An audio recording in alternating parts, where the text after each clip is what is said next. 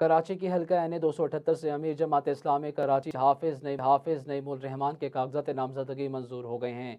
अमीर जमात इस्लामी कराची ने मीडिया से बात करते हुए कहा कि साबिक मेयर कराची नेमतुल्लाह खान के दौर में तरक्की हुई।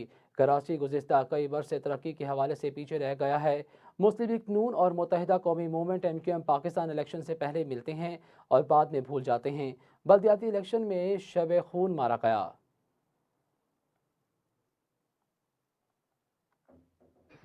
देखिए, हमारा तो बहुत वाज़ेह मुतालबा था कि इंतखाबात में जो आरोज़ ये पूरा अमला है, ये अदलिया से होना चाहिए, और इसके लिए हमने मुतालबा भी किया।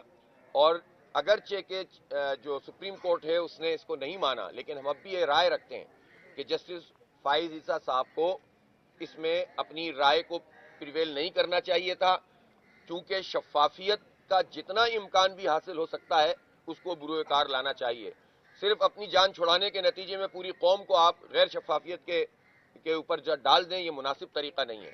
तो मैं विद ड्यू रिस्पेक्ट ये कहना चाहता हूं कि ये बात पाकिस्तानी कौम को पसंद नहीं आई है कि अदलिया ने इस इंतखाबात के काम करने से जान छुड़ाई है। अदलिया को सामने आना चाहिए था, इलेक्शन करवाना चाहिए था।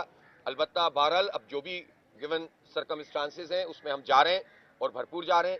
मैं तो आपसे ये भी कहना चाहता हूं कि हमारी तो शदीद रिजर्वेशन इस बात पर है कि हमारी आबादी कराची की 3 करोड़ 50 लाख है और उसके मल्टीपल एविडेंस मौजूद हैं। अब अगर MQM पीपल्स पार्टी और नून लीग ने मिलकर कराची की आबादी 1 करोड़ 47 लाख कम कर दी, हम पर छुरा घोंपा है ना एक तरह से कराची पर, जिससे हमारी 9 कौमी असम्बली की और 17 सूबाई असम्बली की सीटें कम हो गई। हम अपना स्ट्रांग मौकिफ रखते हैं कि इंशाअल्लाह ताला इसके लिए हम अदालत जाएंगे।